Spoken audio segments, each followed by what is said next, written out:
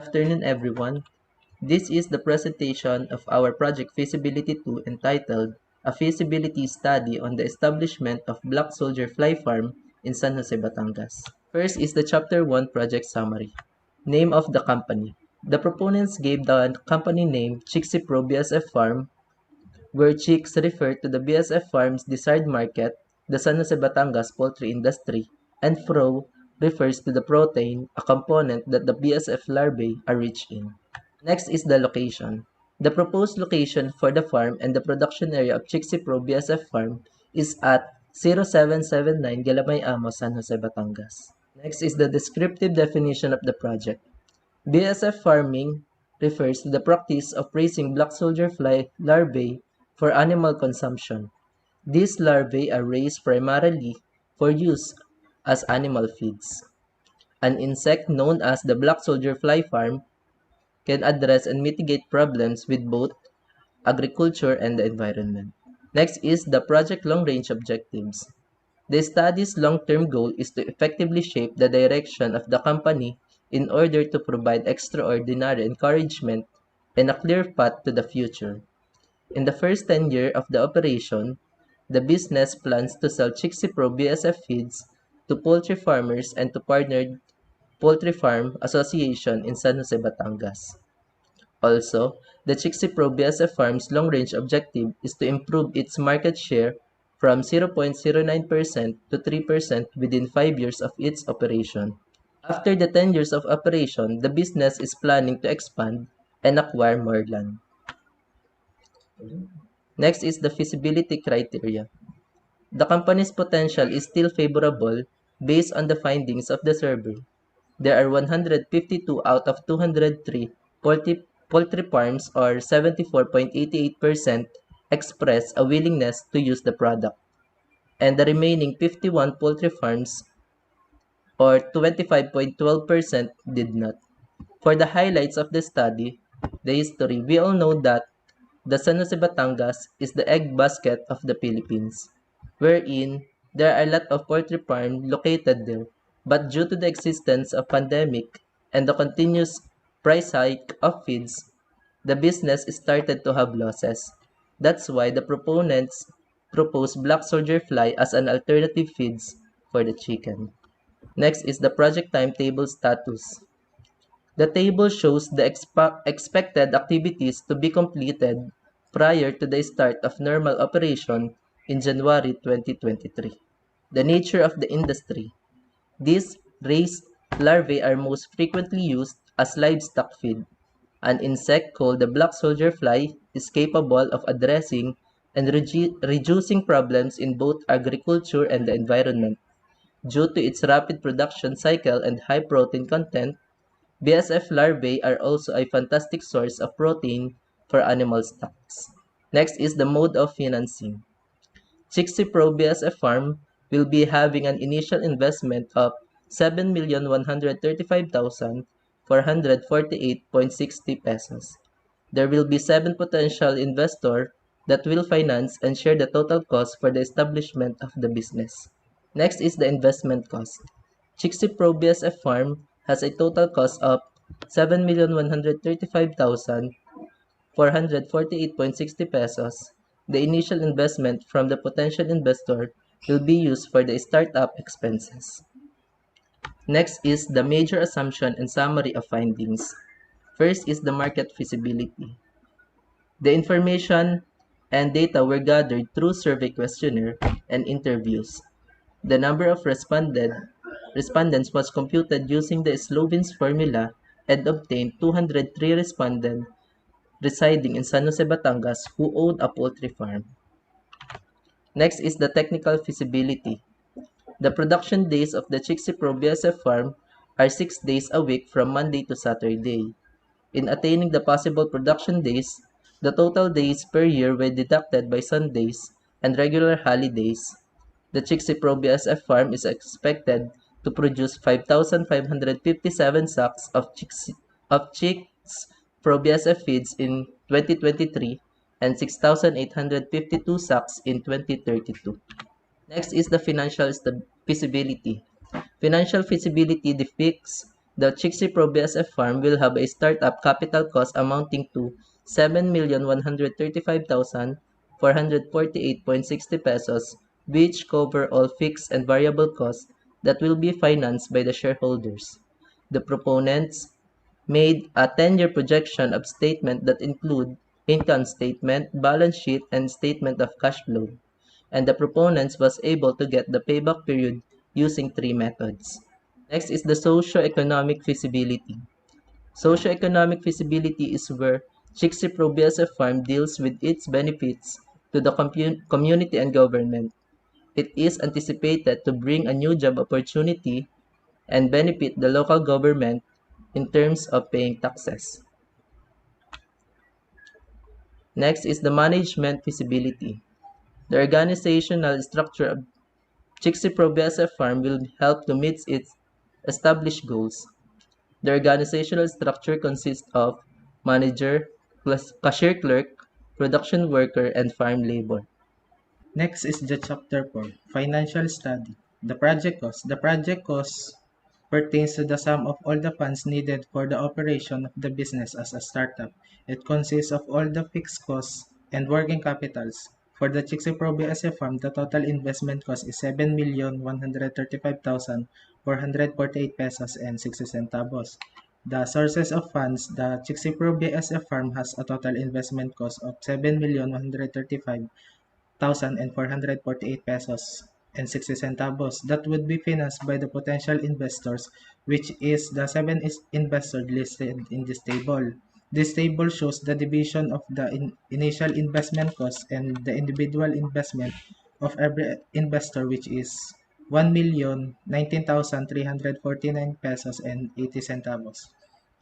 Next is the basic financial projection. The proponents obtained the following assumption listed here from the projected average inflation rate in the Philippines, which is the inflation rate that is expected to increase 3% annually. This assumption will serve as a reference for determining the future expenditure and revenue of the venture business. And for the projected income statement, the sales of the farm is obtained by getting the product of the price and the annual attainable production of the Chixi Pro BSF feeds, while the net income was obtained by getting the difference from the revenue and all the expenses, namely the operating expense and the depreciation expense, and also the income tax, which is 30%. And for the projected cash flow, the cash flow helps to measure how well the business manages its cash position using the three categories, which is operating activities, investing activities, and financing activities. Basically, it will track down the flows of funds inside and outside the business. To get the projected cash flow, forward the cash of the business from the net income obtained in the income statement, then identify the incoming cash and expenses, then deduct the expenses from income. With this, it will give the result of cash flow, which will be then added to the opening balance to get the closing balance. And for the projected balance sheet shows the financial position of a business by getting the total assets owned by the business, its liabilities, and the amount of equity. For the Chixi Pro BSF farm, the asset consists of cash as current assets, land, building, farm machinery and equipment, and fixed furniture and fixtures are the non-current asset, while liabilities is the income tax payable. Then next is the current ratio. The current ratio is a type of liquidity ratio that is used to measure the ability of the company to pay short-term obligation, which is the current liability. As shown in the table and in the graph, the current ratio yearly is slightly decreasing. And despite the decreasing value, the current ratio does not indicate that the business will be unable to meet its debt obligation in the following year, given that Chixi Pro BSF Farms asset continue to exceed its liability. It is still a good indicator. And next is the net profit margin. It is used to calculate how much the profit is generated as a percentage of revenue. As shown here, it is clearly stated that the business can perform well since it has a positive profit margin. The graph shows an increasing ratio of net profit to the business sale, which means that the business can generate profit at an increasing rate after considering all of the expenses incurred from operating and non-operating activities. Next is the return on assets. It measures the profitability of a business in relation to its total assets. It is used as an indicator to know how efficient a business performance is at using its assets to generate profit. And as seen in the table, the return on asset is increasing yearly from 35.31% in 2023 to 37.70% in 2032. This means that the business net income is increasing, in which the business can arrive at a high rate of asset either by boosting more its profit margin or more efficiently by using its asset to increase sales. Next is the return on owner's equity. It is used as a measure of how effectively a business uses equity to generate income or profit. A high return on equity means that the business is using investors' funds effectively. The table shows that the owner's equity increased more than the net income. That means that the business can maximize the use of the partner's investment to generate profit. And the next one is the net present value. It is used in determining the current value of all future cash of a project, which includes the initial capital investment to identify which project will result in the highest profit or loss. And as shown in this table, there would be a positive net present value of 23,301,354 pesos and 58 cents with an assumed discount rate of 5% per year. This proved to be greater than investment costs, which indicate that the business is financially feasible and profitable. Next is the financial internal rate of return, or FIRR. It refers to the gain or loss of the investment over a specific period, and it is calculated in the form of percentage. The table shows that the financial internal rate of return for Chixi Pro BSF Farm, which is equivalent to 47.86%. Since the computed FIRR is higher than the discount rate of 5%, then the proposed investment is therefore be accepted. Next is the payback period using the accumulated method. The payback period refers to how long it takes to reach the break-even point, or how long the time it takes to recover the cost of an investment. The shorter the payback period attracts more investment, while longer the payback period are less desirable. And as shown in the table, the computed payback period using accumulated method is 1.77. That is equivalent to 1 year and 9 months. And next is the payback period using simple payback method. And the calculated payback period is 2.47, which is equivalent to 2 years and 6 months. Also, in using the interpolation method, the calculated payback period is 2.47, which is equivalent to 2 years and 6 months. And the last part of the chapter 4 is the financial summary analysis. This is critical in deciding whether to approve or refuse a business idea, because this determines the viability and sustainability of a business venture. And seen in the table is the summarized result of the financial parameters, and it is clearly stated in the table based from the results that all of the parameters is accepted. Thus, it can be concluded that the business is financially feasible. Chapter 5, Socioeconomic Study. A. Economic Benefits. The production of Chixi Pro BSF Farms product will be generating a socioeconomic benefit. The economic benefits of the business will be classified as direct and indirect benefits depending on the individuals that will be involved and affected by the business. Number 1 is the direct benefits of the business. Owners, employees, and community. The owners of Chixi Pro BSF Farm are the direct beneficiaries of the business, since operating the business will generate income. The business will be beneficial also to the employees, as the business will help them to cover their expenses and also to sustain their family's needs. The business will increase the employment rate and improve the standard living of its employees. Next one is the benefits as a result of the business. The production of Chixi Pro BSF Farm product is expected to give a great contribution to the local government in form of taxes. Higher income of the business will generate a higher tax percentage which will be collected by the government. The collected tax will contribute to the future projects of the government. For the community, it will give an earning opportunity to the small entrepreneurs such as retailers and wholesalers of this kind of product. Next, in the economic benefits. Figure 37, Socioeconomic Contributions of Chixipro BSF Farm. Figure 37 shows the socioeconomic contribution of Chixipro BSF Farm in San Jose, Batangas, wherein the main factors to be considered in establishing the business as socioeconomically feasible are the people and operation or workforce. Another part of the socioeconomic study is the economic cost. Economic cost is the combination of gain and losses of any goods that have a value attached to them by any individual. Fixed cost.